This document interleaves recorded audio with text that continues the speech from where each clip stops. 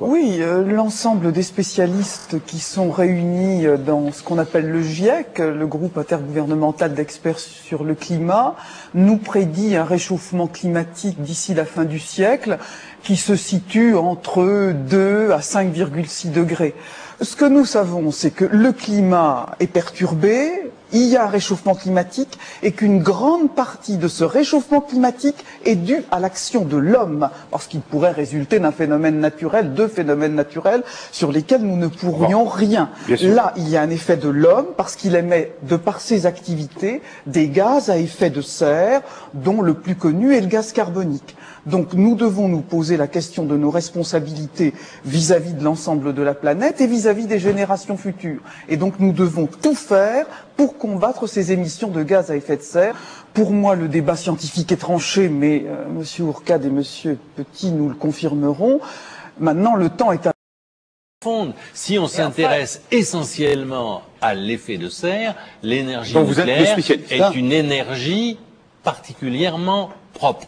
Il faut le dire. Je ne nie pas qu'il y ait d'autres problèmes pour le nucléaire, mais ne mélangeons pas tout. Le problème de la pollution automobile et le problème des déchets nucléaires sont deux problèmes qui n'ont strictement rien à voir avec un problème majeur qui se pose à l'humanité, c'est que son développement est fondé à 80% sur l'utilisation des combustibles fossiles pour produire son énergie et que en l'absence de cette production d'énergie, tout le bien-être que nous connaissons, le fait que notre durée de vie soit maintenant de 80 ans au lieu d'être de 40 au début du 19e siècle, Dieu merci, bon, toutes ces choses-là, nous le devons à l'énergie. Donc l'humanité, elle a un problème sérieux à résoudre, c'est de produire de l'énergie.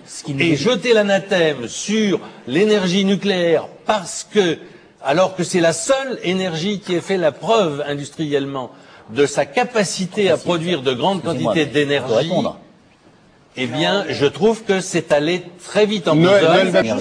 Ce n'est pas normal que nous soyons le seul pays au monde à dépendre du nucléaire pour 75% de notre électricité. Ces chiffres sont justes, Madame Bachelot, vous ne pouvez pas les remettre en cause. Ce que ne dit pas Monsieur Petit, par exemple, il ne vous dit pas plusieurs choses. Il ne vous dit pas que cet été, le gouvernement a pris un décret pour classer secret défense le transport des déchets nucléaires. Et que deux de mes amis verts, du Pas-de-Calais, Dominique Planck et Alain Alperne, vont être mis en examen. Parce que depuis la prononciation de la publication de ce décret, ils ont distribué des tracts pour dire aux habitants du Pas-de-Calais, ne prenez pas tel train parce que vous allez en croiser un qui transporte des déchets nucléaires.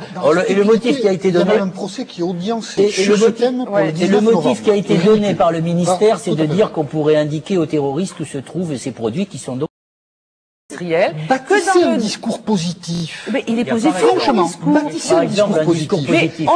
Pas lobby, pas interdire, pas taxer, pas ça. Non, franchement.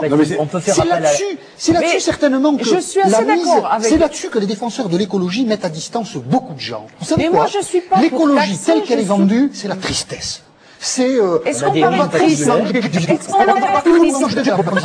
Ça c'est caricatural. Jean-Michel Apathy, mais c'est caricatural. C'est peut-être un peu caricatural, mais si on détaillait les mots qui étaient employés dans l'intervention, ça fait quand même 30 ans. Il oublie quand même une chose, Jean-Michel Apathy, c'est que l'écologie, elle est pas née avec les Verts. Avant eux, il y a eu des Illich, il y a eu des élus, il y a un certain nombre de gens comme ça, qui ont dit, qui ont porté des critiques très sérieuses et qui n'étaient pas catastrophistes sur le mode de développement qui conduit à ce que nous sommes en train de vivre.